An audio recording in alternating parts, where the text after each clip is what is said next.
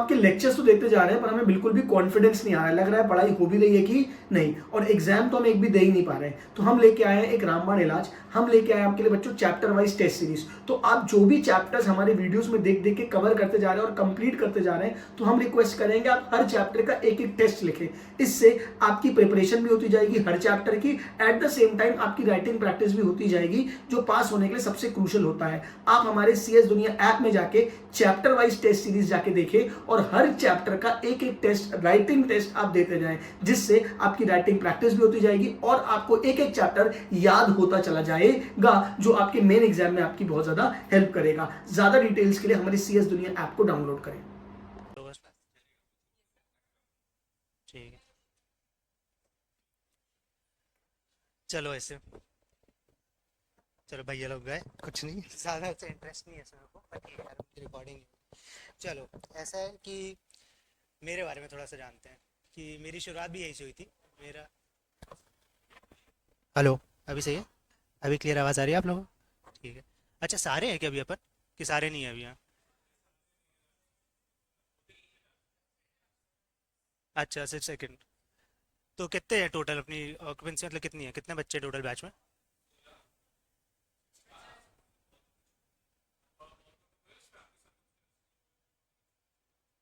तो मतलब अभी कंटिन्यू नहीं कर रहे हैं ना वो? अच्छा, और अपना जीएसटी हो गया है, क्लियर हो गया, कंप्लीट हो गया जीएसटी? और पढ़ाई कहाँ तक पहुंची है जीएसटी की? ठीक है, ठीक है। तो जो ओवरव्यू में समझो, हाँ, अच्छा, बाय प्रोफेशन मैं सीए हूँ, मैंने एलएलबी भी कंप्लीट की अपनी। मैंने अपना सीए जब किया था तो मैंने शुरू हाईटेक से किया था।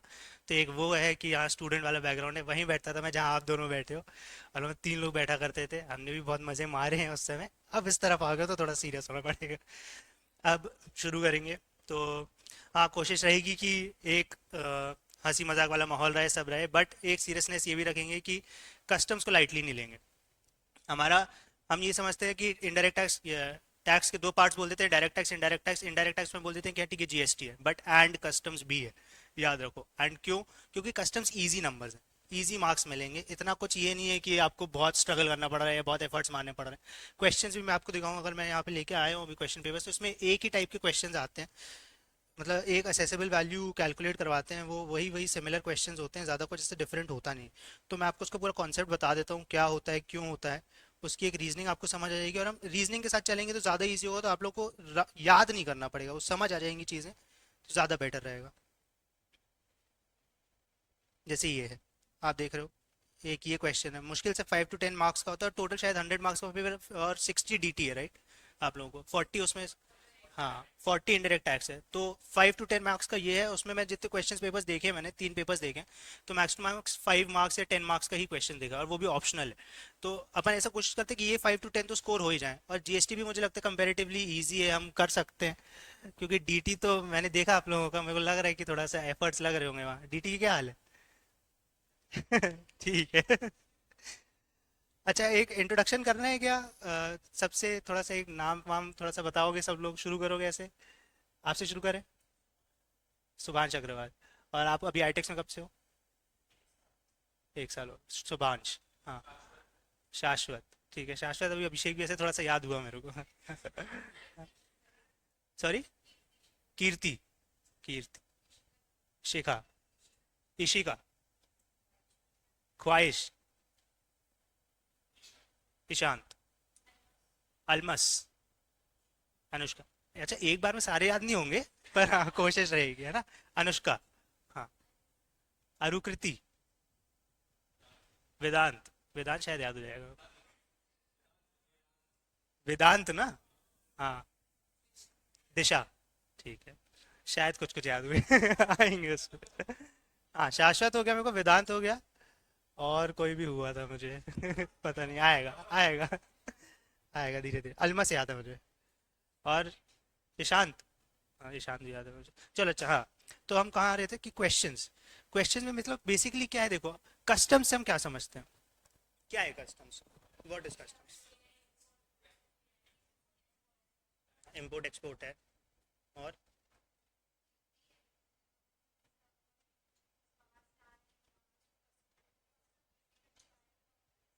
हाँ,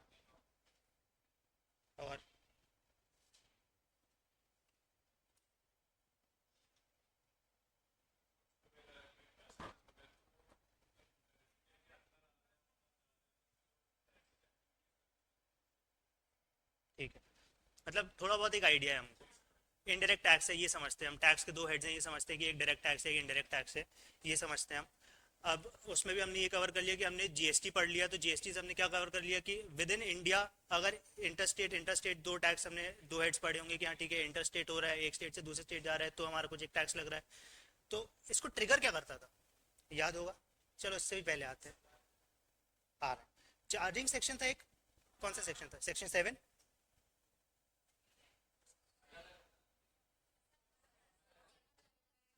जीएसटी का चार्जिंग सेक्शन क्या था, नहीं वो तो इनकम टैक्स की बात कर रहे हैं, 45 बोला आपने, वो इनकम टैक्स का कैपिटल गेन है। जीएसटी है, जीएसटी का चार्जिंग सेक्शन क्या है।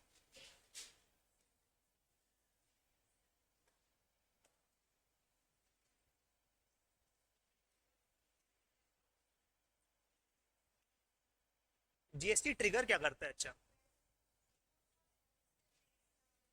सेक्शन 5 ऑफ,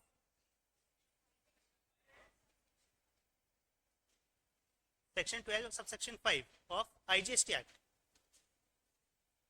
अच्छा जीएसटी के कितने एक्ट,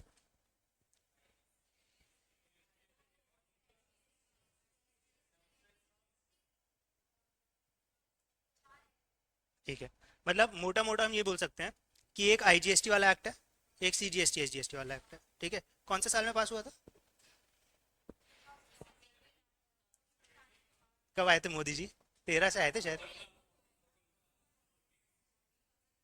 तो जीएसटी कब आया था।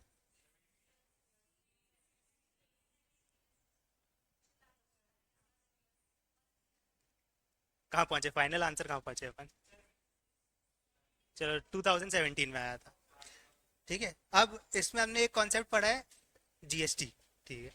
तो जीएसटी कैसे आ रहा है, मतलब एक आप लोगों ने ये तो पढ़ा होगा कि ट्रिगर कैसे हो रहा है, क्या ट्रिगर करता है, कोई एक इवेंट होता है जो ट्रिगर कर, सप्लाई, टर्म वहां पे क्या है सप्लाई, कि जब सप्लाई हिट होगी, सप्लाई की हमने एक डेफिनेशन पढ़ी थी सेक्शन 7 में, सेक्शन 7 ऑफ सीजीएसटी एक्ट, उसमें उन्होंने पूरा एक डिफाइन किया था कि भाई हमारा जब सप्लाई होगा अगर उसमें ह्यूमन ये मतलब सप्लाई की डेफिनेशन दे दी उन्होंने, बार्टर एक्सचेंज ये सब, और उसमें कंसिडरेशन होगी, उसमें आपका furtherance of course of business होगा, आपने उसमें फिर क्या वो एक्सेप्शंस दिए थे वो होंगे, वो सब आपका शेड्यूल 1 शेड्यूल 2 सब कंप्लाई हो जाएगा, उसके बाद हम डिफाइन करेंगे कि हाँ सप्लाई हो गया, वो एक्सेप्शंस में आएंगे, वो सब हमने पढ़ा था।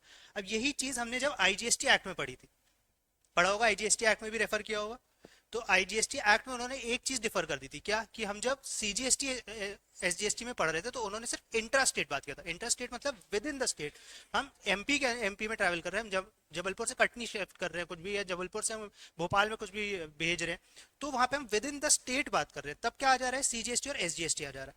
अब हमने उसमें एक और कॉन्सेप्ट क्या पढ़ा था, इंटर स्टेट, इंटर स्टेट क्या है, करेक्ट, कि यहाँ से हम महाराष्ट्र भेज रहे हैं, ये यहाँ से हम बिहार भेज रहे हैं, कहीं और बाहर भेज रहे हैं, तो उसमें वो इंटर स्टेट कवर कर रहा है, उसमें टैक्स में क्या डिफरेंस हो जाएगा, क्या कौन सा टैक्स लगेगा, आईजीएसटी लगेगा, करेक्ट। अब हम यहाँ से एक स्टेप और आगे बढ़ रहे हैं, हम यहाँ पे दो स्टेट्स नहीं, हम कंट्रीज में बात कर रहे हैं, हम बोल रहे हैं कि यहाँ से इंडिया से बाहर जा रहा है कुछ, या बाहर से वापस आ रहा है, तो अब इसमें क्या लगेगा, अब यहाँ पे जीएसटी क्यों नहीं लग सकता।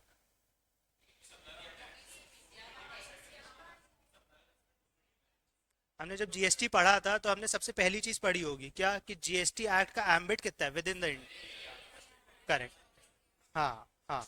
अब ये ट्रांजैक्शंस बाहर से हो रहे हैं, अभी भी ये एप्लीकेबल विद इन इंडिया ही है, विद इन कंट्री ही है, बट किन ट्रांजैक्शंस पे जो हो रहे हैं अब्रॉड से रिलेटेड, कुछ मैं बाहर ले जा रहा हूँ या कुछ मैं बाहर से ला रहा हूँ, तो उस पे कस्टम्स लग जाएगा, ठीक है। अब मेजरली हम, अब तुम लोग भी समझोगे ये चीज कि अगर मैं कोई चीज एक्सपोर्ट कर रहा हूँ या कोई चीज मैं इंपोर्ट कर रहा हूँ, तो एज अ नेशन या एज अ गवर्नमेंट हमें फायदा किस चीज में, क्यों, करेक्ट, एक फॉरेन करेंसी आएगी, दूसरा इकोनॉमिक डेवलपमेंट होगा, और कुछ,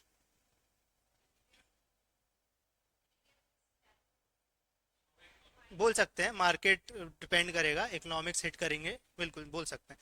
तो हाँ हम सही ट्रैक पे हैं कि इससे हमको एक्सपोर्ट्स में फायदा होगा, एक्सपोर्ट्स इसलिए वो प्रमोट करते हैं, और इसलिए आप देखोगे कि कस्टम में आपको एक्सपोर्ट्स में, आपने जीएसटी में पढ़ा होगा कि exports are zero rated supplies, उसमें वो टैक्स लगा ही नहीं रहे हैं, वो एनकरेज कर रहे हैं कि आप ज्यादा से ज्यादा एक्सपोर्ट्स करो, उससे क्या होगा, टैक्स लगेगा कम, हमको पे कम करना है पर हम इनकर ज्यादा करेंगे, इंपोर्ट में और जीरो रेटेड में वो लोग क्या बोलते हैं कि आपकी एक कंडीशन है कि आपको पैसे जो आ रहे हैं, जो आपने सप्लाई की है बाहर आपने भेजा है, उसका आपको फॉरेन करेंसी में सप्लाई लेनी है, तब आपको वो जीरो रेटेड सप्लाई माना जाता है। उसकी कंडीशंस में उन्होंने लिख दिया। तो उससे क्या एनकरेज कर रहे हो कि हमको फॉरेन करेंसी आ रहा है, हमारे फॉरेन रिजर्व्स और स्ट्रांग हो उससे। तो ओवरऑल ग्लोबल इंपैक्ट में हमको ये हेल्प करेगा। इससे हमारा पॉइंट क्या बना? पॉइंट ये बना कि इंपोर्ट्स दे आर ट्राइंग कि वो कम हो, दे आर डिस्करेजिंग इंपोर्ट्स। तो उसमें क्या कर रहे हैं? हाँ एग्जैक्टली exactly. क्यों? क्योंकि हमको पेमेंट्स बढ़ जाएंगे, हमारा जीडीपी इंपैक्ट होगा, लोकल इंडस्ट्री हमारी इंपैक्ट होगी। हम चाह रहे हैं कि मेड इन इंडिया हो, इससे हमारा प्रमोट होगा, इंडिया की वैल्यू बढ़ेगी, मार्केट बढ़ेगा इंडिया का, जीडीपी यहाँ का इंक्रीज होगा। ठीक है, एनी विच वेज वो हमको ज्यादा बेटर हेल्प करेगा। तो हमारा अल्टीमेट गोल क्या है कि हमारा एक्सपोर्ट्स बढ़ना चाहिए। अब गवर्नमेंट चाहती है कि डिस्करेज करे इंपोर्ट्स, कैसे करेगी? क्या वेज है? खुद तो बढ़ाएंगे पर खुद गवर्नमेंट तो आके बनाएगी नहीं, कैसे करेगी कि वो एनकरेज ना? हाँ, वो क्या करेंगे? वो ड्यूटीज लेवी करेंगे, वो ड्यूटीज इम्पोज करेंगे। वो आप जो भी इम्पोर्ट्स कर रहे हो उसको, अब जैसे अभी ट्रम्प क्या कर रहा है, बात बात पे ट्रम्प का क्या है?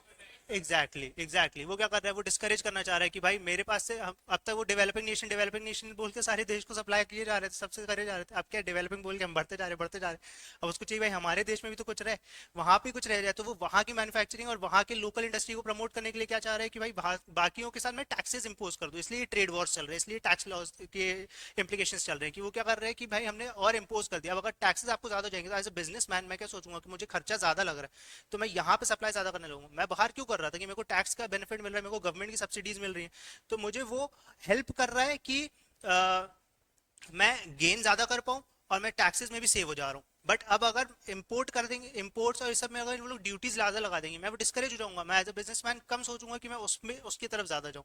तो वो उसको डिस्करेज करने के लिए इंपोर्ट्स पे ज्यादा ड्यूटीज लगाएंगे। आप आगे भी केसेस पे देखोगे, आगे जो अपना चैप्टर जैसे जैसे बढ़ेगा, कि आपको सारी ड्यूटीज मेजरली इंपोर्ट्स में ही दिखने वाली है। अब वो अलग अलग टाइप की उन्होंने दे दी है, सेफ गार्ड ड्यूटी होती है, कुछ कुछ प्रोटेक्टिव ड्यूटी होती है, कुछ काउंटर वेलिंग ड्यूटी होती है। वो अलग अलग हम देखते जाएंगे, बट मेजरली ऐसा क्या है कि हमारा गोल क्या होने वाला है कि वो हमको दे देंगे कि भाई एक कुछ हमने इंपोर्ट किया है, उसका हमारा इतना कॉस्ट था, अब उस पर हम आएंगे कि एक ये खर्चा ऐड होगा, ये खर्चा ऐड होगा, टोटल हमारे आ जाएगी कि असेसेबल वैल्यू। अब जो असेसेबल वैल्यू टर्म है, this is important. Accessible value पे हम टैक्स कैलकुलेट करते हैं। तो हमारा मेजरली कुछ नहीं होने वाला है कि हमने कॉस्ट इंक्लूड किया, तो कॉस्ट इंक्लूड करके असेसेबल वैल्यू आई, असेसेबल वैल्यू पे उन्होंने टैक्स रेट्स दिए, हमने टैक्स लगाया, नीचे हमारी टोटल वैल्यू आ गई, खत्म। ये हमारा क्वेश्चन होने वाला है। ठीक है, तो हमारा अल्टीमेटली क्वेश्चन से क्या एक्सपेक्ट करेंगे वो, कि उन्होंने एक वैल्यू दे दी कि भाई एक्स पर्सन है, उसने इस कंट्री से इतना इंपोर्ट किया। अब ये इंपोर्ट किया तो उसका वहां पे ये कॉस्ट था, उसमें हमको लाने के लिए इतना ट्रैवल का खर्चा लगा, इतना हमारा इंश्योरेंस का खर्चा लगा, उसकी ये वैल्यू हो गई। अब उस पर आप जब लेके आ रहे हो तो कस्टम ड्यूटीज के क्या लॉज है, तो हम वो पढ़ लेंगे। 3-4 तरीके के टैक्सेस हैं, ये सेक्शन का टैक्स लगता है, उस पर ये टैक्स लगेगा, टोटल अमाउंट आ गया। बस ये हमको ये देना है कि ये असेसेबल वैल्यू थी, ये टैक्स अमाउंट था, खत्म। तो इजी नंबर है, इतना कुछ डिफिकल्ट है नहीं। मैं कोशिश करूंगा कि आप लोगों को पहले एक्सप्लेन कर दूं, फिर हम उसके थ्रू जाते जाएं। अच्छा, और स्पीड ज्यादा लगे कम लगे तो बोलते जाना, है ना। अभी सिर्फ एक ओवरव्यू दे रहा हूँ, एक सिर्फ आप लोगों को हिंट हो जाए कि हम कहाँ कहाँ जाने वाले हैं, फिर एक एक चीज को हम टच करते जाएंगे तो और एक्सपैंड होता जाएगा। ठीक है, व्हाट इज कस्टम हो गया। अच्छा,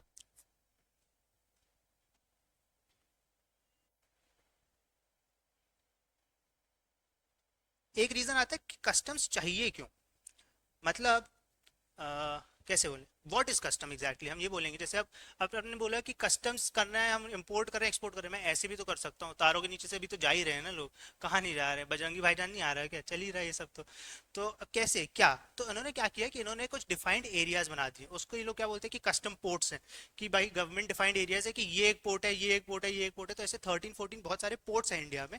अब वहां से उन्होंने डिफाइन कर दिया कि कोई भी चीज यहाँ से बाहर जाएगी तो इस पोर्ट के थ्रू जाएगी, तब ये लीगल है, या इस पोर्ट के थ्रू आएगी। इसके अलावा कहीं से भी जाएगी तो उसको हम क्या बोलते थे, जो हम कॉमन टर्म्स में बहुत सुनते होंगे, स्मगलिंग, वो स्मगलिंग। अब दैट इज नॉट लीगल, वो ट्रांसफर हो रहे हैं, आप इधर उधर भेज रहे हो सब कर रहे हो, बट वो लीगल नहीं है, तो आप पकड़े जाओगे तो फिर चक्की पीसेंगे और क्या। फिर हमारे लिए क्या रेलेवेंस है, वही 5 to 10 मार्क्स। अब इसमें चैप्टर में मैंने आप लोग का चैप्टर देखा था, तो इसमें ना मेरे को जो समझ आया, 3 पार्ट्स हैं। एक तो इंट्रोडक्शन है, बहुत ज़्यादा ड्राई है, बहुत थ्योरी है, मतलब मैं इसलिए आप लोग को थोड़ा सा ऐसे कॉमन भाषा में टर्म्स से थोड़ा यूज टू करने की कोशिश कर रहा हूँ, कि वो अपन पढ़ने जाएंगे ना वो बहुत बोरेंगे, सो जाओगे, पर वो ज़रूरी है। क्यों? क्योंकि वो टर्म्स पता होंगे तब अपन को क्वेश्चन में पता चलेगा, क्वेश्चन में वो टर्म्स लिखे होंगे, तो आप लोग को एक आइडिया होना चाहिए कि वो टर्म्स का मीनिंग क्या है, वो बोलना क्या चाह रहे हैं। अब जैसे उसमें टर्म्स आएंगे बिल ऑफ लीडिंग, तो वो क्या होता है, तो कुछ नहीं होता, नॉर्मल बिल्टी, ट्रक से जाते हैं सामान तो क्या करते हैं, बिल्टी बनती है, 3 पेपर में बनती है। तो अब वही चीज़ अगर शिप से जा रही है तो उन्होंने नाम बड़ा कर दिया, बिल ऑफ लीडिंग दे दिया कि भाई बिल है ये, जिससे शिप में जाएगा सामान तो ये बनेंगे, तो उन्होंने नाम बड़े कर दिए और कुछ नहीं। पर एक जानकारी होना जरूरी, क्योंकि पेपर में बिल्टी तो लिख के देंगे नहीं बोला। ठीक है। तो यही जो मैं अप्रोच की बात कर रहा था कि भाई हम ये कर सकते हैं कि हम पढ़ लें, पढ़ते चलें, राइटिंग से थोड़ा सा एडजस्ट कर लेना, है ना। या तो हम बिल्कुल ड्राई रीडिंग कर लें, और या तो हम टू द पॉइंट बात कर लें, काम पड़ती बात करो, नंबर दिलवाओ, ठीक है। चलो आ गया कस्टम्स, ठीक है। इंपोर्ट एक्सपोर्ट का काम है, क्या और कैसे करना है ये अब इसमें देखेंगे। अच्छा, इसमें एंड में ये भी आएगा प्रोसीजर, कि वो ये बताएंगे कि कैसे क्या इंपोर्ट होता है, कैसे क्या एक्सपोर्ट होता है। काम है नहीं एग्जाम्स के रिलेटेड, बहुत लंबा प्रोसीजर है, बट हाँ एक जनरल नॉलेज, जो हमने कस्टम्स पढ़ा है तो हमको पता तो हो कि क्या है क्या नहीं, तो अपन उसको सब अक्रॉस कर लेंगे, देख लेंगे, समझ लेंगे, कोई दिक्कत नहीं। अब एक्सपोर्ट की जैसे मैं बात कर रहा था कि भाई टैक्स नहीं लगना है, क्यों, क्योंकि उनको इनकरेज करना है, ठीक है। और इम्पोर्ट्स में टैक्स है, फॉरेन, वही फॉरेन रिजर्व्स इम्पैक्ट होंगे, डोमेस्टिक मार्केट इम्पैक्ट होगा, जीडीपी ग्रोथ। अच्छा, अब ये कैसे क्या, हम जो कॉन्स्टिट्यूशन हमने जीएसटी में भी पढ़ा था, शायद एक कुछ अमेंडमेंट हुआ था, पढ़ा था आप लोगों ने, कौन सा एक कोई बहुत मेजर अमेंडमेंट हुआ था जिसके थ्रू ये कुछ पावर आई थी कॉन्स्टिट्यूशन में, ऐसा कुछ तो भी अमेंडमेंट था।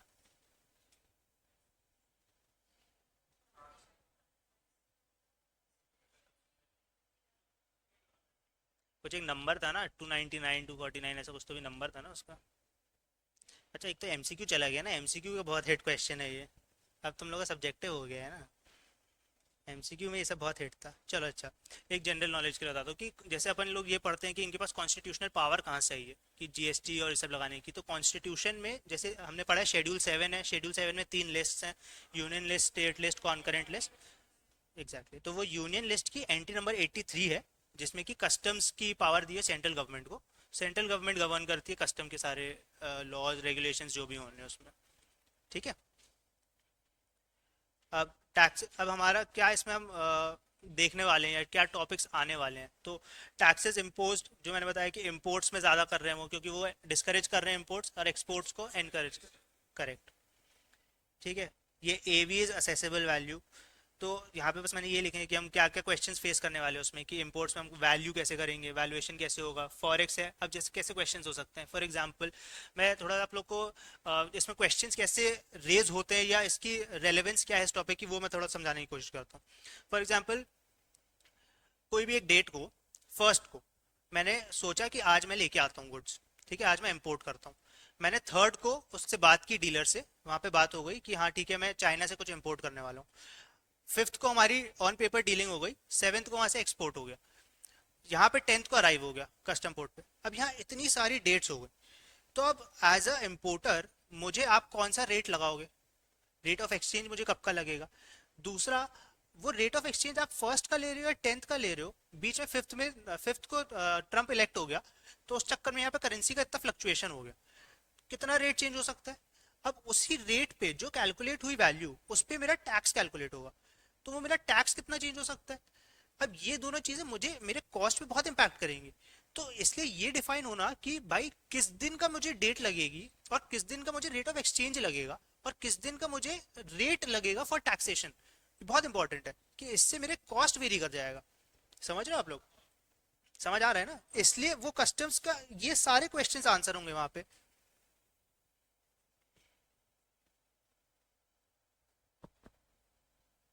कुछ टर्म्स आएंगे जैसे territorial waters, continental shelf, exclusive economic zone, baggage, drawback. Drawback क्या होता है, एक हिंट देता हूँ, ड्रॉबैक क्या होता है कि हमने जब ड्यूटी पे कर दी है, तो गवर्नमेंट कुछ कुछ स्कीम्स देती है कि आपको जो ड्यूटी आपने पे कर दी है उसको आपका रिफंड दे देंगे, क्योंकि ये हमारा कुछ नोटिफाइड है या हमने कुछ एक नोटिफिकेशन निकाला हुआ था इस पे, तो आपको इस चीज का ड्रॉबैक दे, मतलब ड्यूटी ड्रॉबैक दे देंगे, एंड इस पे आपको टैक्स नहीं लगेगा। तो that is what is covered in drawback. Theoretical concept है, मुझे लगता नहीं आप लोग को सब्जेक्टिव में आएगा, बट ठीक है। अभी ना मैं आप लोग को ड्रॉ करके बताऊंगा क्या होता है। SEZ is special economic zone, जो उन्होंने डिफाइन कर दिया विद इन द कंट्री कि यहाँ पे आप करोगे तो इसको एक्सपोर्ट माना जाएगा। But EEZ is exclusive economic zone. यहाँ पे जैसे अब ये मैं उसी पे आ रहा था, रुको।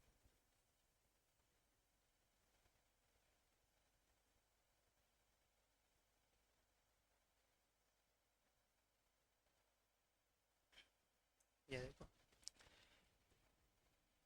जो हम डिस्टेंस कैलकुलेट करते हैं ना नदी में या सी में, हम कभी भी जब डिस्टेंस कैलकुलेट करते हैं तो नॉटिकल माइल्स में होता है ना, सुना होगा आप लोगों ने। तो अब ये यहाँ पे एक्सप्लेन कैसे हुआ है, ये जो ये थोड़ा सा लग जो रहा है, जो भी लग रहा है वो समझ लो, वो इंडिया है, ठीक है। ये जो, अच्छा आप लोग देख नहीं रहा होगा, रुक जाओ। ये this is suppose to be India. अब वो आप लोग देख लो, है ना। अब ये जो ये वाला पॉइंट है, दिस पॉइंट, ये दिस इज बेस लाइन, ठीक है। ये हमने, अब मैं एक्सप्लेनेशन के लिए बता रहा हूँ कि दिस इज बेस लाइन, कि यहाँ तक हमारा इंडिया है। अब यहाँ से जो 12 नॉटिकल माइल्स वाला ये जो एरिया है, दिस इज टेरिटोरियल वाटर्स, इसको हम टेरिटोरियल वाटर्स बोलते हैं, ठीक है। एंड इसके आगे अप टू 200 नॉटिकल माइल्स, मतलब ये बीच का जो 188 नॉटिकल माइल्स है, ये वाला portion, this is exclusive economic zone. Term दिया हुआ है कि ये वाले पोर्शन को, ये जो बीच का ये पोर्शन है, इसको एक्सक्लूसिव इकोनॉमिक जोन बोलते हैं। एंड एसईजेड क्या होता है, जो हम with in the country define करते थे, जैसे गिफ्ट सिटी, गुजरात, ये सब कुछ जो डिफाइन किया हुआ है, that is special economic zone, ठीक है। अब यही का जो नीचे का एक मोटा मोटा याद कर लो, अपन जब थ्योरी में जाएंगे तब आप लोगों को और समझ आ जाएगा, बट ये एक पिक्टोरियल फॉर्म में थोड़ा सा एक्सप्लेन करने की कोशिश कर रहा हूँ मैं, कि ये शुरू के 12 nautical miles is territorial waters, आगे का 188 नॉटिकल माइल्स मतलब up to 200 nautical miles is exclusive economic zone, ठीक है। इसका जो बॉटम पोर्शन होता है, that is called continental shelf, ठीक है, समझ आ रहा है। कॉन्टिनेंटल शेल्फ, ये सब अभी बुक्स में जाएंगे ना अपन जब, तो उसमें आपको वहाँ पूरा उसमें पैराग्राफ्स में लिखा हुआ देखने वाला है। वो काम वही आएगा हालांकि, पर थोड़ा सा एक आइडिया होना चाहिए, ठीक है। हाँ, तो कहाँ था मैं, टेरिटोरियल वाटर्स, इकोनॉमिक जोन और कॉन्टिनेंटल शेल्फ। हाँ, अब इस सब का रेलेवेंस क्या है, इस सब का रेलेवेंस ये है कि भाई मुझे ये बता, तुम कब बोलोगे कि मैं इंडिया में आ गया। मैं बोल रहा हूँ मैं आईटेक्स में आ गया, तो आईटेक्स में तो मैं जब नीचे आ गया तब भी आ गया, दरवाजे से आ गया तब भी आ गया, या हम लड़कों के लिए तो घर से निकला तब भी आ गया, है ना। पर मैं आया कब, वो भी तो डिफाइन करना पड़ेगा ना, कि कब आया भाई मैं इंडिया में, इंडिया कब हुआ। तो वो उन्होंने डिफाइन करने के लिए ये दे दिया। तो ये जो एक्सक्लूसिव इकोनॉमिक जोन है ना, this is also called, this is also deemed as India, मतलब यहाँ पे भी इंडिया बोल दिया जाता है कि this is also deemed India. अब इम्पोर्ट और एक्सपोर्ट जब आप लोगों ने आईजीएसटी में पढ़ा, तो डेफिनेशन पढ़ी थी, याद है थोड़ा बहुत कुछ, क्या होता है इम्पोर्ट।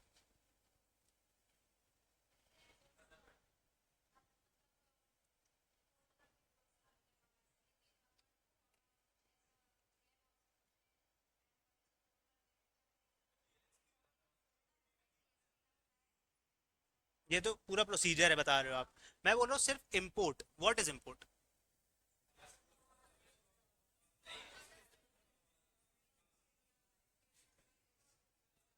हाँ, तो bringing goods into India from a place outside India is import, and taking goods outside India export, correct, समझ आ गया।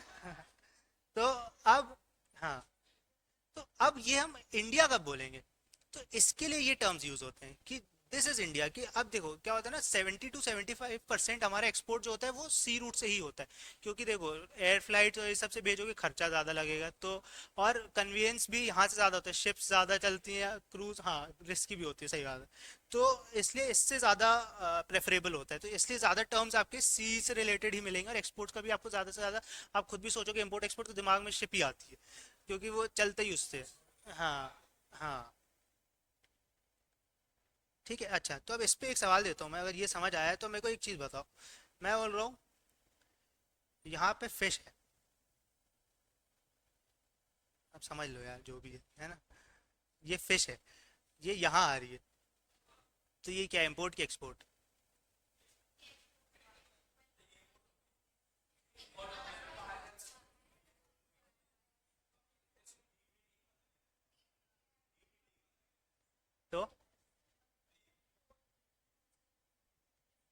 नहीं, मैं बोल रहा हूँ यहाँ पोर्ट है। पोर्ट से तो क्लियर होगा ना। मैं बोल रहा हूँ यहाँ से यहाँ आ गया, तब क्या है ये, इम्पोर्ट है कि एक्सपोर्ट है?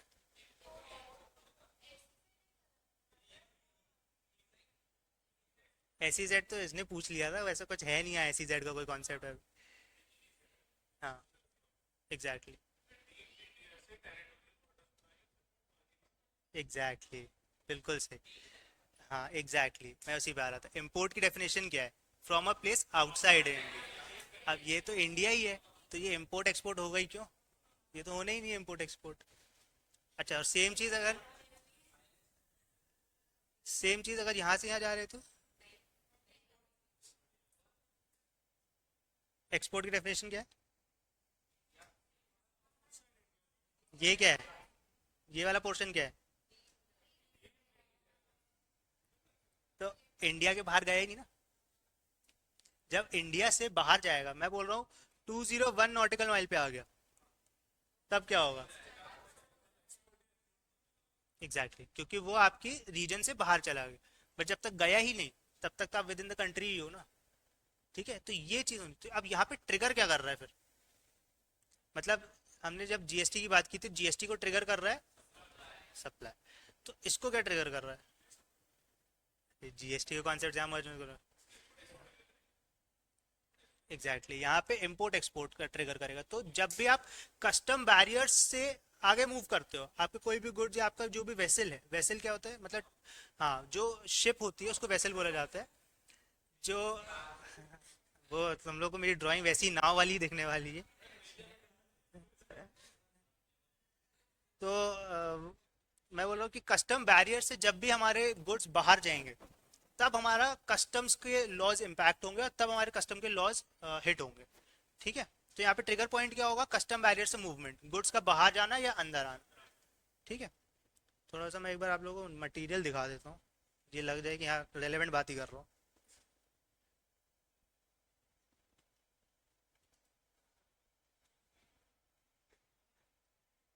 देखो, एक ओवरव्यू देख लेते हैं कि क्या क्या टॉपिक दिख रहे हैं ना।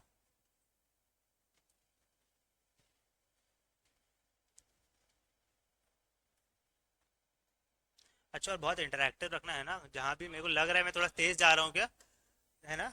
जा रहा हूँ ना थोड़ा सा तेज में?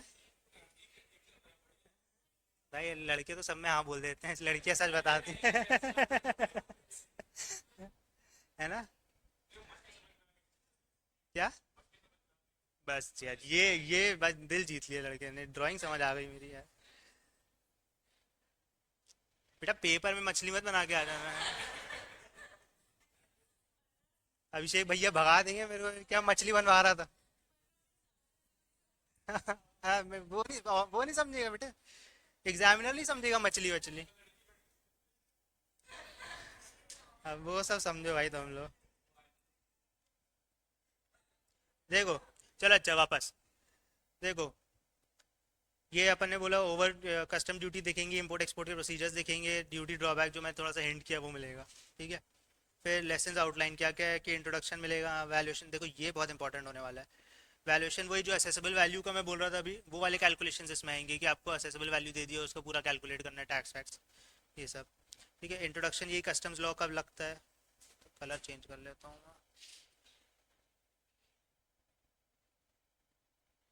हाँ, फिर इसमें एक आता है कि एग्जेम्पशंस, किस कुछ चीज़ों को उन्होंने शेड्यूल के थ्रू एग्जेम्पशंस दे दिए कि इस चीज़ पे आपके इंपोर्ट एक्सपोर्ट पे टैक्सेस नहीं लगेंगे, तो वो एग्जेम्पशंस पे बात कर लेंगे। बैगेज क्या होता है कि हम जब जा रहे हैं, ट्रैवल कर रहे हैं, फॉर एग्जांपल मैं इंपोर्ट एक्सपोर्ट नहीं कर रहा हूँ, पर मैं एज ए पर्सन ट्रैवल कर रहा हूँ, मैं अपने पास भर के बहुत सामान लेके आ गया, कस्टम बैरियर से घुस रहा हूँ, वो बोल रहे कि मैं बोल दूंगा मैं व्यापार थोड़ी कर रहा हूँ भाई, मैं बिजनेस नहीं कर रहा हूँ, मैं तो लेके आ रहा हूँ, तो मैं कितना भी लेके आ जाऊँ, फिर ऐसे तो कोई लिमिट ही नहीं है। हाँ, तो वो लिमिट के रूल्स कहाँ लगते हैं, या वो टर्म क्या है? That term is baggage. वो बैगेज है कि भाई उसकी भी उन्होंने लिमिट डिफाइन कर दी है कि भाई इतना सामान ला सकते हो, एक बंदा जाएगा तो तुम इतना सामान ला सकते हो, that is with in the limit. इससे ज्यादा ला रहे हो तो तुम जितना बोल रहे हो तुम बिजनेस के लिए ला रहे हो, वो लाते तो उसी लिए भाई, जा रहे दो आईफोन लेके आ, चार आईफोन लेके आ, ये सब करते हैं ना लोग। तो वो क्या कर रहे हो, वो इम्पैक्ट कर रहे हो तुम उनके ट्रेड को भाई, उनका अगर तुम वहाँ पे एज अ कंज्यूमर जाके खरीदो तब तुमको टैक्सेस नहीं लग रहे। यहाँ आके तुम ड्रॉबैक ले रहे हो कस्टम बैरियर्स में, कस्टम पोर्ट्स में जाके अपने, या एयरपोर्ट पे जाके। बट जब एज बिजनेस मैन लोगे, तुम ऑर्डर करोगे या कुछ करोगे, तो इम्पोर्ट ड्यूटीज लगेंगी ना, तो तुम उसको इवेड कर रहे हो, तो इसलिए वहाँ पे बैगेज के लिमिट्स लग जाते हैं। फिर इसमें आता है एक वेयर हाउसिंग का कॉन्सेप्ट, वो एक इम्पॉर्टेंट रहेगा। मतलब थोड़ा बहुत कभी जब भी अगर तुम लोग को एक आध कुछ क्वेश्चन आ जाए, क्योंकि सब्जेक्टिव है, पर मेजर चांसेस तो क्वेश्चन पेपर्स में भी जैसे देखो मैंने, वो असेसेबल वैल्यू ही दिखा है, पर तो भी एक आइडिया तो होना चाहिए। अच्छा, हम सब सीएस वाले बच्चे हैं ना, तो लॉ को तो इम्पोर्टेंस देते होंगे हम, तो सेक्शन नंबर के याद नहीं है। हाँ, जीएस, चलो। कस्टम में दो सेक्शन याद रख लेना, ईमानदारी से बिल्कुल बता रहा हूँ। मैं इस पे पॉइंट पे आ रहा था, अच्छा बात रही गई। आईजीएसटी जब एक्ट पे था मैं, तो आईजीएसटी में हमने पढ़ा था सप्लाई ट्रिगर कैसे होता है, सप्लाई का सेक्शन पढ़ा था, है ना? कौन सा सेक्शन था? हाँ, चार्जिंग सेक्शन।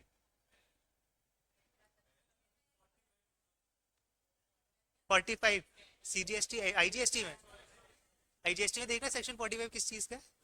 पढ़ा भी नहीं होगा तुम लोगों ने 45। सेक्शन 12 का सब सेक्शन 5 कौन सा एक्ट का?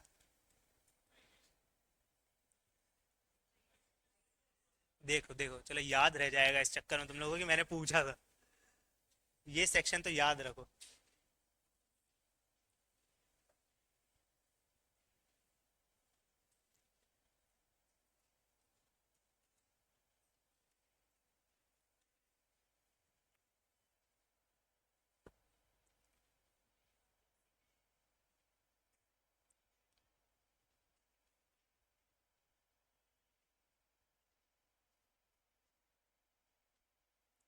हाँ शाश्वत, क्या मिला? कौन सा सेक्शन है?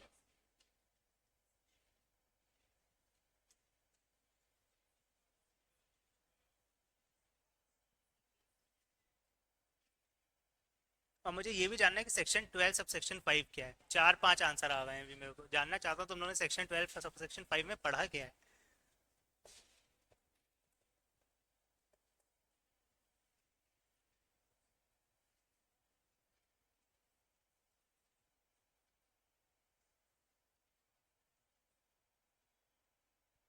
अरे गूगल ही कर लो, फोन पे ही कर लो यार, इतना तो तुम लोग गूगल पे नहीं ढूंढ पा रहे। हाँ मिला। हाँ। हाँ, पर वो आईजीएसटी में।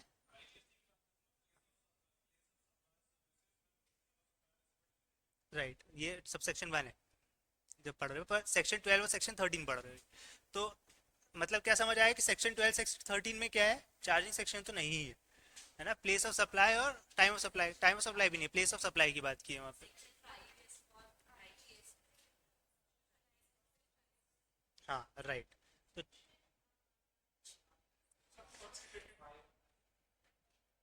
तो अभी 12 सब सेक्शन 5 तो नहीं आएगा वो आंसर में।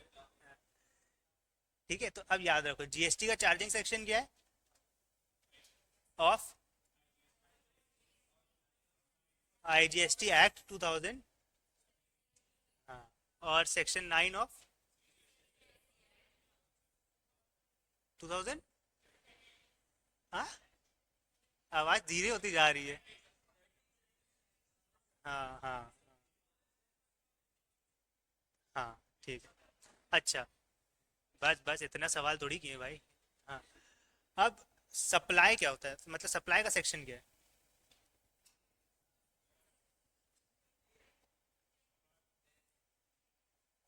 Of section 10 of CGST act. तू ही बताएगा, तू ही बताएगा, देख। अभिषेक भैया आने वाले हैं अभी, बस आ ही रहे हैं।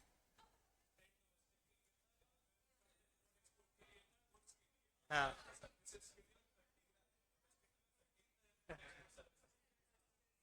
वाह, नाम में दम है भैया के। नाम बोला, सेक्शन याद आ गए 4 5 दिन बाद। वाह, रुक ही नहीं रहा अगला।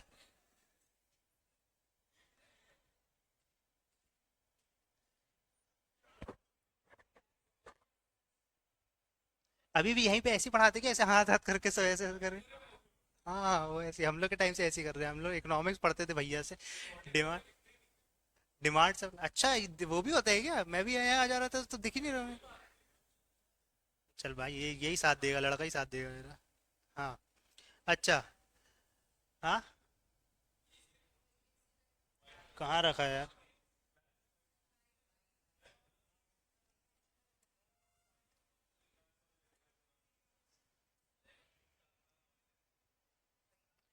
भाई चलो यार, 12:30 होने वाला है, इतना टाइम था अपने पास, जल्दी जल्दी करना है, चलो। चलो अब थोड़ा इससे। अरे क्या हुआ, एसी चालू नहीं हुआ क्या? कहाँ है वो? ये है।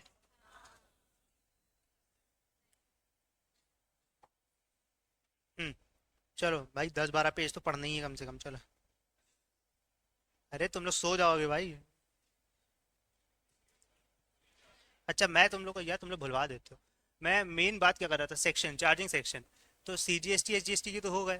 बेटा कस्टम्स के तो बता ही देना है ना भैया का, वो जो नहीं पता मेरे वाले को बता देना, तुमने सेक्शन है ना। तो जीएसटी के सब दो एक्ट्स हैं जो इंपॉर्टेंट है, और दो ही चलते हैं इसमें, और कुछ नहीं। एक है कस्टम्स एक्ट 1962, ठीक है।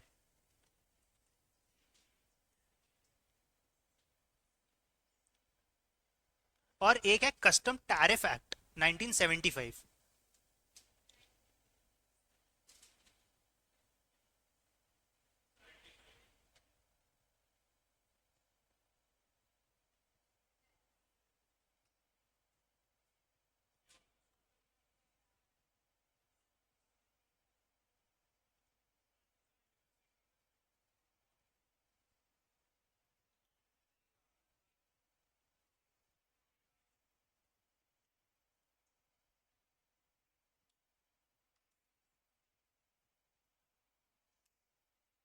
ठीक है ना।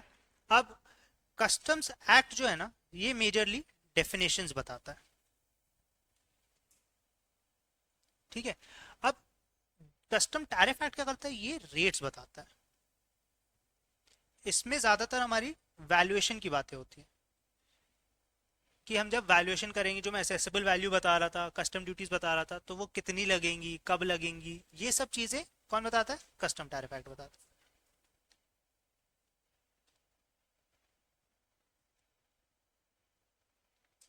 ठीक है, समझ आ रहा है।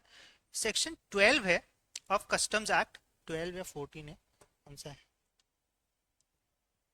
हाँ मुझे ही याद नहीं है। हाँ यार बहुत जल्दी हो रहा है।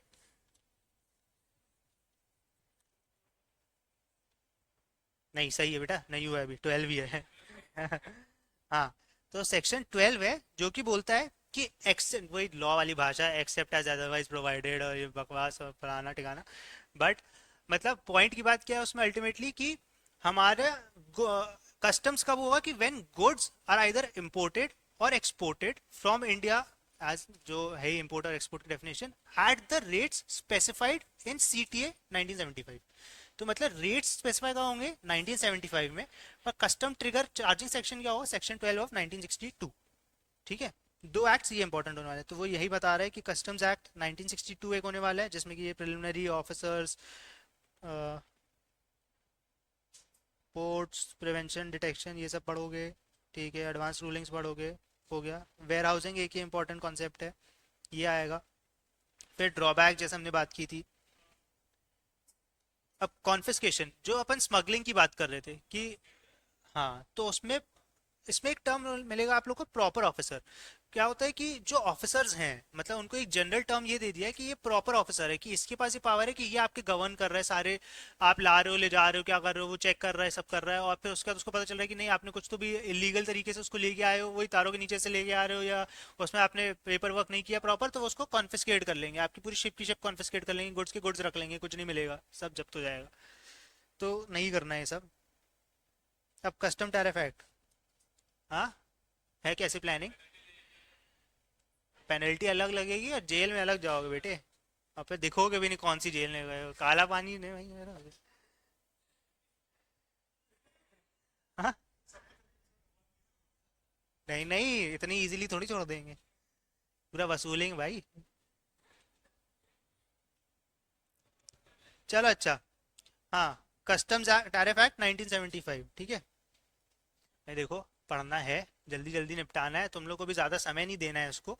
जितना 5 से 10 नंबर का है तो उतना ही समय देते हुए और वैलिड वैलिड पढ़ते हुए निकालते जाना है ना। इसलिए थोड़ा चलाते रहे तो ज़्यादा बेटर है। रुकना है क्या, ज़्यादा हो गया? अभी तो कुछ भी नहीं हुआ है ना। हाँ, चलो।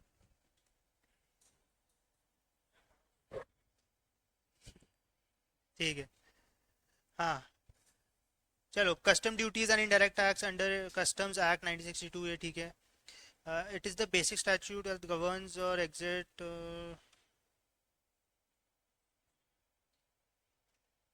दिख रहा है ना स्क्रीन पे? पढ़ते जाओ, मैं रीड करूंगा तो तुम लोग का कोई ऐसे ध्यान नहीं आएगा। अब शाश्वत तू ही बताएगा, पढ़। बुक है, दिख रहा है ना सबको?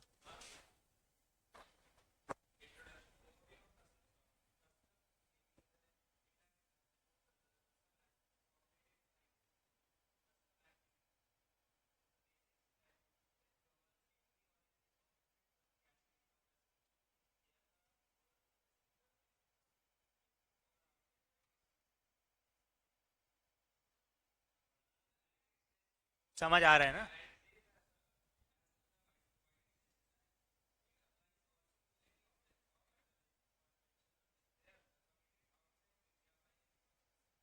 ठीक है, मतलब इन्होंने क्या कवर कर लिया कि सारे आपके ऑफेंसेस भी जो बाहर हो रहे हैं वो भी उन्होंने यहाँ पे कवर करने की कोशिश कर ली। ज़्यादा डेप्थ में जाने का मतलब नहीं, क्योंकि ये सब पेपर वाला नहीं है, बट हाँ, एक जनरल नॉलेज हो तो ठीक। पावर टू मेक रूल्स, ये सब ठीक है। अब चलो यहाँ डेफिनेशंस। ये जो डेफिनेशंस है ना, ये इंपॉर्टेंट रहेंगी, क्योंकि ये टर्म्स आपको पेपर जो मैं बोल रहा था सवाल में, ये दिखेंगे, ये सारे टर्म्स दिखेंगे वहाँ पे।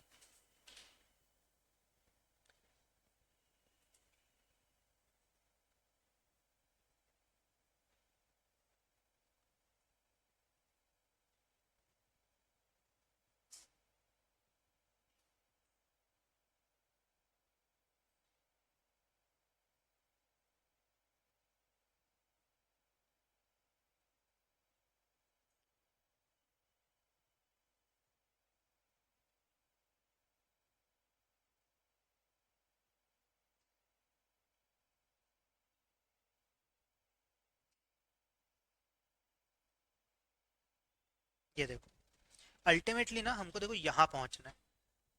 This is the ultimate goal. ये है क्वेश्चन। यहाँ पे देखो कैसे, जैसे आपको ये असेसेबल वैल्यू यहाँ पे आप पहुंच गए हो, उसके बाद इस पे कैलकुलेट होता है ये बेसिक कस्टम ड्यूटी। ये एक परसेंटेज है, इस पे भी आते हैं अपन, कैलकुलेशन में पूरा बता दूंगा, पर एक ओवरव्यू, एक पिक्चर दिख जाए आप लोगों की अल्टीमेटली अपन क्या करने वाले। क्वेश्चन में आपको दिया रहेगा कि भाई कोई एक चीज हमने इंपोर्ट की है, कोई एक चीज हमने कॉस्ट परचेज की, उसका इतना कॉस्ट था, उस पर इतना इंश्योरेंस लग रहा था, यहाँ से आया वहां से आया, फ्रेट लगा, ये सब होगा। वो डिटेल्स दी रहेंगी आपको। उसको आपको कैलकुलेट करके एक असेसेबल वैल्यू निकालनी रहेगी, जो ये असेसेबल वैल्यू आ गई है, फिर इस पे बेसिक कस्टम ड्यूटी कैलकुलेट हो रही है, सेफगार्ड ड्यूटी कैलकुलेट हो रही है, सोशल वेलफेयर चार्ज का चार्ज लग रहा है। सीधे सीधे परसेंटेजेस होते हैं, सीधे सीधे परसेंटेज लग गई। अब इसकी टोटल वैल्यू आ गई नीचे ही है। अब इस पे नीचे एक आईजीएसटी का कंपोनेंट लगता है और नीचे टोटल टैक्सेस आ जाते हैं। अब जो ये टोटल टैक्सेस है ना, इसमें ये टैक्सेस सारे इंक्लूडेड होते हैं। तो हमारा क्वेश्चन से रिक्वायरमेंट क्या होती है कि हमको वो पूछता है कि टोटल टैक्सेस आपको कितने पे करने हैं, टोटल कस्टम ड्यूटी या टैक्स पेबल कितना, आप वो कैलकुलेट करो और एक असेसेबल वैल्यू कैलकुलेट करो। बेसिकली क्वेश्चन का ये होता है। तो हमारा अल्टीमेट रिक्वायरमेंट ये एक टेबल होने वाली है, हम इस पे आके रीच आउट करने वाले हैं। ठीक है, बुक में है ये, है ना? आप लोगों के पास भी होगी ना बुक? हाँ। हाँ।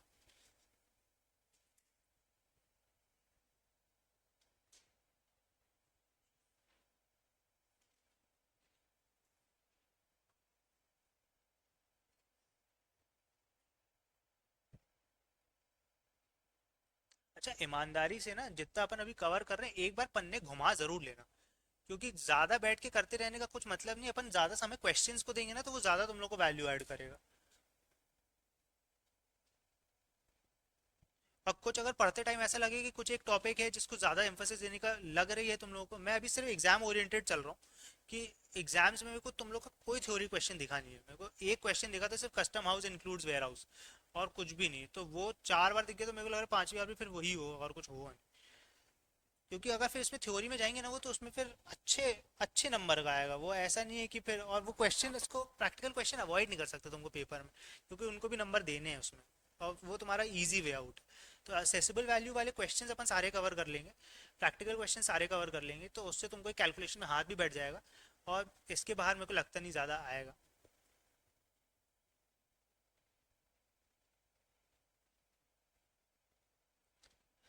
तो एडजुडिकेटिंग अथॉरिटी, ये तो क्या होती है कि एनी कॉम्पिटेंट अथॉरिटी, छोटा लिया है इसको, पेज 922 पे हूँ मैं, है ना। डेफिनेशन से अपन जो थोड़ा थोड़ा ऐसे स्लैंग भाषा में बात करते चले गए, एक बार थोड़ा सा देख लें कि एडजुडिकेटिंग अथॉरिटी क्या होती है। तो any competent authority to pass any order और decision under this act but does not include the board, commissioner और अपीलेट अथॉरिटी, ठीक है। असेसमेंट, असेसमेंट क्या है, आप लोगों ने इनकम टैक्स में भी पढ़ा होगा। अरे असेसमेंट ईयर नहीं भाई, असेसमेंट। हाँ, सॉरी नाम सुभाष, हाँ सुभाष। बस कोई मेरे को होनहार लड़की बताइए, अलमस, है ना। नाम सही लिया ना मैंने, शाबाश। हाँ, क्या असेसमेंट क्या होता है। अरे प्रेजेंट में असेसमेंट, असेसमेंट मतलब कोई भी चीज़ का कैलकुलेशन, मेरा टैक्स का calculation, provisional assessment, self assessment, ये सब टर्म्स पढ़े होंगे ना। हाँ, इंट्रोस्पेक्शन नहीं, मतलब कि कोई भी एक ट्रांजैक्शन हुआ, या मैं इनकम टैक्स में जो बात करता हूँ कि भाई मेरा असेसमेंट मैं कर रहा हूँ कि मेरे को कितना टैक्स लगना था, उसका पूरा कैलकुलेशन करके वो पेमेंट करना। This entire procedure is assessment, कि ये मेरे पूरे साल भर के ट्रांजैक्शंस थे, ये मेरी साल भर की इनकम थी, ये मेरे साल भर के एक्सपेंसेस थे, अब इसका मैं असेसमेंट करके ये सेल्फ असेसमेंट बेसिस पे टैक्स पे करता हूँ। फिर उसके बाद डिपार्टमेंट अपना असेसमेंट करता है कि भाई तुमने जो असेस किया तो सही किया तो नहीं किया, तो वो हम बताएंगे, ठीक है। तो वही है यहाँ पे assessment, determination of dutiability of any goods and the amount of duty और any other sum so payable if any under the act, under the Customs Tariff Act, ठीक है, और कस्टम्स, ठीक है, under any law includes provisional assessment, self assessment, reassessment, any assessment in which the duty assessed is nil, ठीक है। ये भी ध्यान रखो कि अब जैसे निल है, भले ड्यूटी आपकी जीरो आ रही, बट वो एंटायर प्रोसेस तो हुआ ना, तो दैट इज असेसमेंट।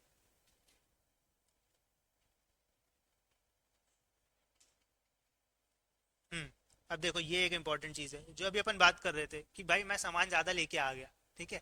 अब मैं खड़ा हूँ यहाँ पे एयरपोर्ट में, ठीक है, मैं लेके आया था 6 आईफोन, उसने पकड़ लिए मेरे को, तो मैंने बोल दिया नहीं, 4 तो मेरे है ही नहीं, मैं तो 2 ही लाया हूँ, 4 मेरे नहीं है। तो वो भी उतने होशियार हैं, उनको मालूम है कि 4 तुम्हारे नहीं, तुम्हारे ही हैं, तो अनकम्पनीड बैगेज जो है वो आपके बैगेज में इंक्लूड होने वाला है, दैट इज। बट एक चीज़ जो इंक्लूड नहीं होगी, मोटर व्हीकल्स, ठीक है, that is an exclusion for baggage. बड़ा शाश्वत खड़े करके पढ़ाऊंगा, नींद नहीं आनी चाहिए। बिल ऑफ एंट्री, है ना। हाँ, हाँ, तो फिर तो सोच, फिर तो और याद रहेगा, है ना। पैर टूटा है, पैर कैसे टूट गया, पता नहीं, वो एंट्री एंट्री ली उनने, शाश्वत 2 बार बोला, मैं बोला, यही है, इसको पकड़ लो। हाँ, क्यों, ऐसा क्या कर रहे थे थोड़ा, कैसे क्या।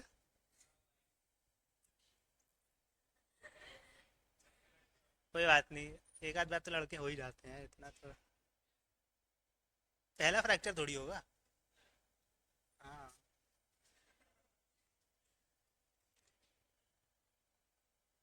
तेरा नहीं हुआ क्या अभी तक फ्रैक्चर। हाँ बस वही ना, ऐसे क्या, एक आध निशान तो आ ही जाता है, वो तो क्या है उसमें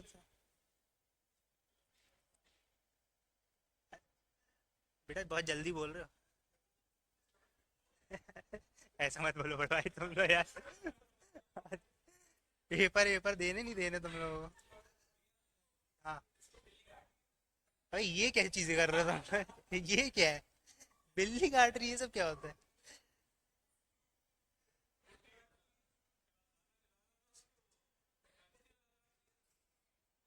नेकी करो दरिया में डाल। चलो,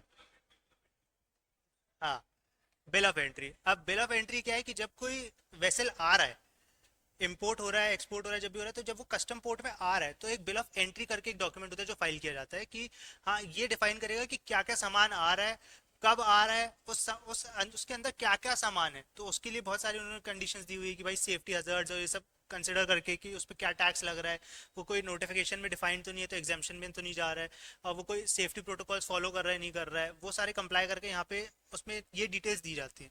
इसका सेक्शन 46 होता है, इतना कुछ काम का नहीं है, पर हाँ ठीक है, ध्यान रहे तो। पर कौन सा ध्यान रखना है सेक्शन, कौन से सेक्शन, कौन से एक्ट का है? हाँ हाँ, अभी सही आया है जवाब। हाँ, ज्यादा लोग नहीं हो तो सबके जवाब आ रहे हैं मेरे तक, है ना? ऐसा मत समझना कि भीड़ में निकल गया जवाब, कुछ भी बोल दिया। 62 को 75 बोल दिया, अरे नहीं समझ आया ये। और यहाँ पे 12 सबसेक्शन 5 तो नहीं था? वो क्या था? एक्सपोनेंशियल? क्या क्या?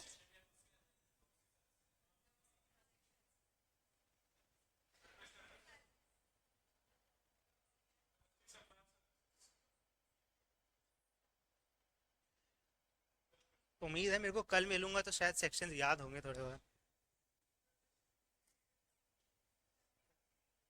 अभी वैसे अभिषेक भैया भी मिलने वाले हैं, सुन रहे होंगे वो। देख लो भैया। ये शांत है, शांत। हाँ चलो। बिल ऑफ एंट्री हो गया, एक हो गया बिल ऑफ एक्सपोर्ट, है ना? एक्सपोर्ट के टाइम पे बिल ऑफ एक्सपोर्ट हो जाएगा, एंट्री के टाइम पे बिल ऑफ इंपोर्ट हो जाएगा।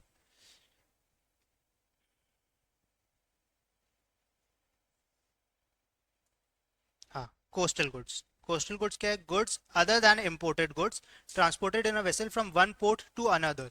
अब एक ही वेसल एक ही कंट्री में, मतलब इंडिया में आ गया, यहाँ के हमारे दो पोर्ट्स हैं, यहाँ से विशाखापट्टनम वाले पोर्ट जा रहा है, ऐसा कुछ जा रहा है, तो तब उसको क्या बोलेंगे? वो कोस्टल गुड्स हो जाएंगे। ठीक है? हाँ। अच्छा, विद इन द कंट्री, जैसे आगे तुम लोग को टर्म्स मिलने वाले, ट्रांसशिपमेंट और ऐसी कुछ एक और एक टर्म है, उसमें क्या होता है कि with in the country transfer हो रहे हैं एक पोर्ट से दूसरे पोर्ट। मैंने बताया ना 13 प्लस पोर्ट्स हैं। तो नहीं नहीं, इम्पोर्ट तो हो गया, एक बार तो हो गया। हाँ, अब मैं बोल रहा हूँ कि यहाँ पे दो पोर्ट्स है ना, मेरे को पास पड़ रहा है विशाखापट्टनम वाला, मैं वहां रहता हूँ। तो आपने यहाँ पे मुंबई पोर्ट पे ले आए हो, मैं बोल रहा हूँ कि मेरे को वहां पे चाहिए। तो यहाँ से जब वहां आ रहा है तो आप दो बार थोड़ी बोल दोगे कि इम्पोर्ट हो रहा है। इम्पोर्ट तो एक बार हो ना, इम्पोर्ट कब हुआ? जब वो इंडिया में एंटर कर गया। करेक्ट। तो इंडिया में होने के बाद इम्पोर्ट हो गया, अब मैं पोर्ट्स पे शिफ्ट करवा रहा हूँ, तो दैट इज कोस्टल गुड्स। हाँ। अब उसकी डेट्स पे अपन आगे आएंगे कि कब डेट्स ट्रिगर होंगी, कब एक्सचेंज रेट ट्रिगर होगा, वही मैं बता रहा था ना कि डेट्स यहाँ डिफाइन कर जाएंगी, इसीलिए ये बिल ऑफ एंट्री और ये डॉक्यूमेंटेशन इंपॉर्टेंट है कि उससे डेट्स फिक्स हो जाएंगी कि ये वाली डेट पे अपन कंसिडर करेंगे कि हाँ, यहाँ से अब ये इम्पोर्ट है, ये यहाँ से ये एक्सपोर्ट है। 12:40 हो गया। अभिषेक भैया क्या पढ़ा रहे हैं अभी?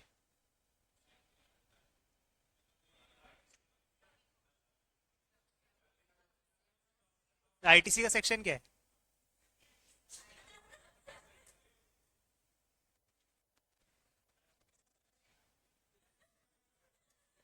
16 16। चार कंडीशंस हैं। अबे पैर उसका टूटा तो तेरा क्यों टूट रहा है? अच्छा बहाना है। अच्छा बहाना है। तो दोनों आके तुम लोग को बैकअप नहीं मिलता क्या? बैकअप नहीं मिलता तुम लोगों को क्लासेस का? हाँ हाँ हाँ।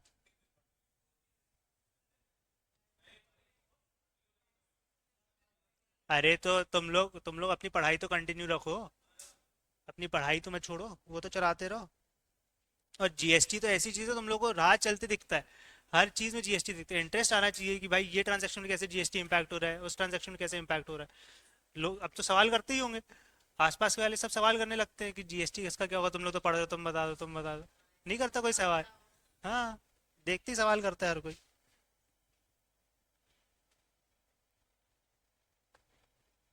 कहाँ पे थे? कोस्टल गुड्स पे, ठीक है। कन्वेंस। अब conveyance includes a vessel. Vessel कब बोल देते हैं अपन? जब सी से जा रहे हो। ठीक है। एयरक्राफ्ट कब बोल देते हैं? जब रोड से जा रहे हो, है ना?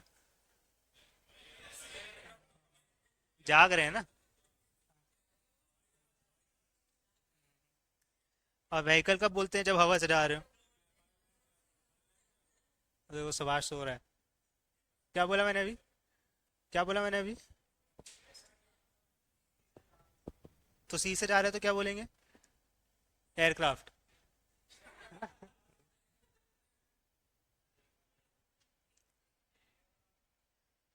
हाँ ठीक है, अच्छा चलो आगे। फिर कुछ नहीं, ऐसे हो गया। कस्टम भाई सीधा लड़का है वो यार, समझ आ रहा है, पढ़ने दो उसको, चलो। Customs area.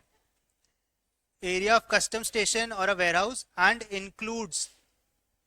चलो चलो वापस। कस्टम्स एरिया, एरिया अच्छा इसमें तो भाई डेफिनेशंस का वैसे तो नहीं आता है, पर एक जनरल लाइफ में याद रखो ना भाई, डेफिनेशन तो सेक्शन 2 ही होता है।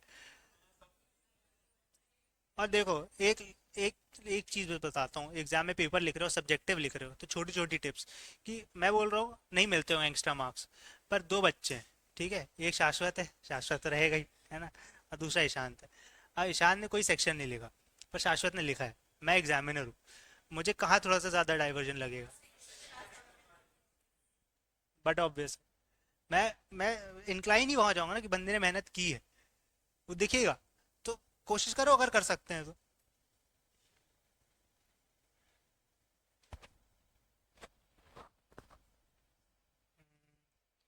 कस्टम्स एरिया, ठीक है, एरिया ऑफ कस्टम स्टेशन और a warehouse and includes any area which imported goods और exported goods are ordinarily kept before clearance by custom authorities.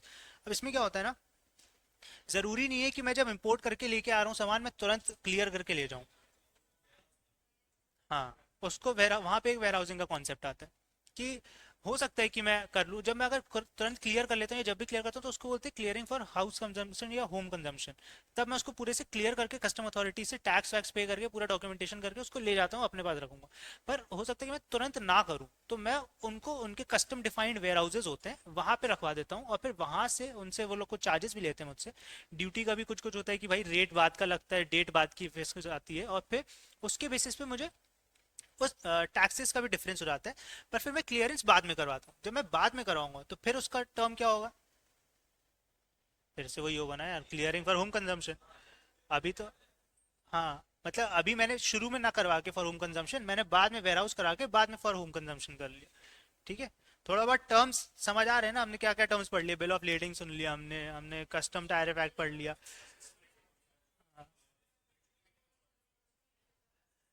Territorial waters कुछ पढ़ा था,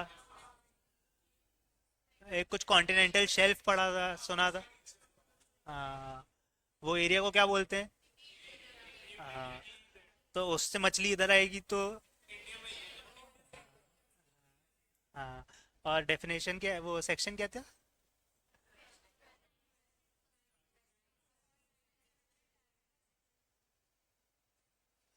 हाँ हाँ, और क्या पढ़ा, इतना ही पढ़ा है क्या अपन ने, और कुछ नहीं पढ़ा है क्या? क्या पढ़ा होगा यार और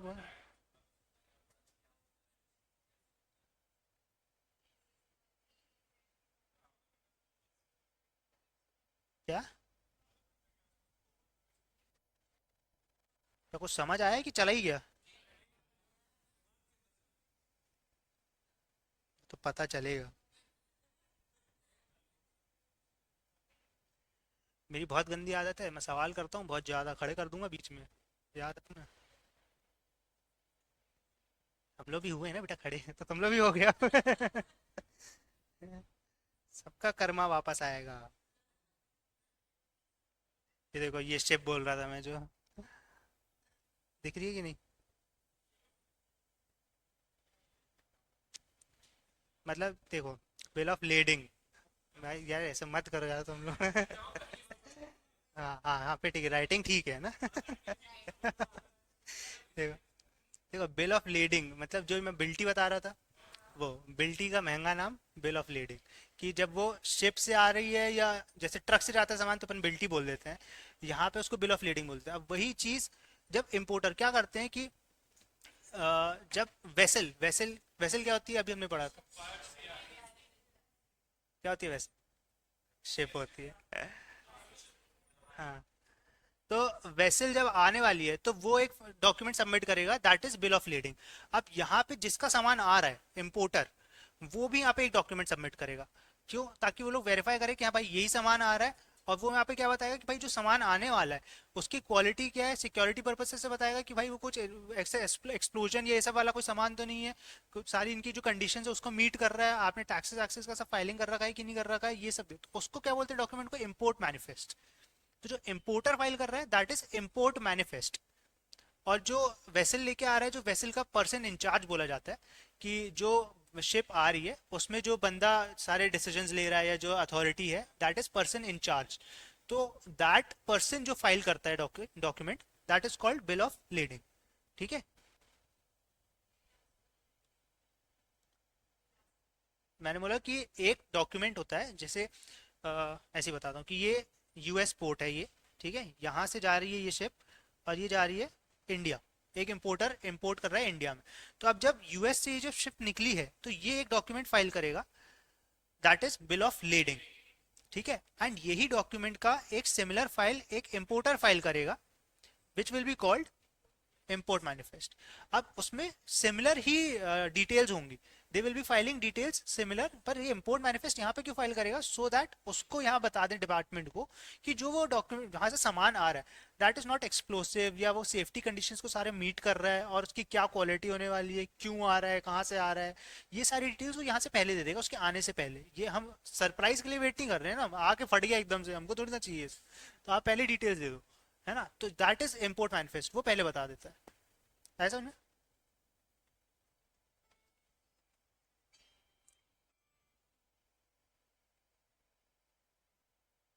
अच्छा, मेरे को लग रहा है समय ज़्यादा हो गया है। हाँ, ओके, ठीक है, चलो अपन इसको आगे कल कंटिन्यू करते हैं। थोड़ा बहुत एक ब्रीफ कर लेते हैं वापस कि भाई हमने शुरू कहाँ से किया था।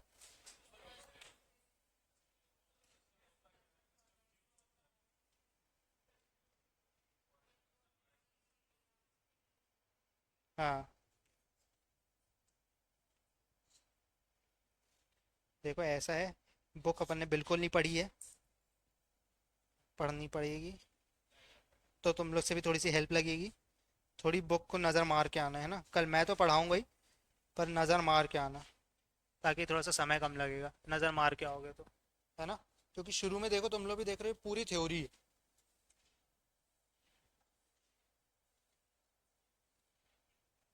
तो मैं ऐसे ही बोलता चला जाऊंगा तो फिर ये हो जाएगा कि निकल गया। तो इसलिए एक बार पढ़ लो, है ना। और अपन तो अगर ये लेके बैठ रहेंगे तो फिर यही पढ़ते रहेंगे, तो फिर कोई मतलब नहीं, निकल जाएगा ना। मैं तुम लोग को थोड़ा सा प्रैक्टिकल ऐसे बताता रहूंगा, ड्राइंग ड्राइंग वो सड़ी वाली याद रह जाती है, वो तुम लोग को याद रहेगी, मछली बता रहा हूँ मैं भूलोगे नहीं मछली को। हाँ, हाँ, तो इसलिए वो लोग ये सब करता रहूंगा तो थोड़ा सा याद रह जाएगा, ये पढ़ लेना, पर एक नज़र मार लेना, फिर मैं भी एक बार रीड करवा दूंगा। पर तुम लोग का एक ज़्यादा करोगे तो फोकस से रहेगा, है ना। और अब कल सब लड़कियों से सवाल करूंगा, पहला दिन था तो लड़कों की बैंड बज रही थी, है ना। तो लड़कियां बता देंगी, हाँ हाँ।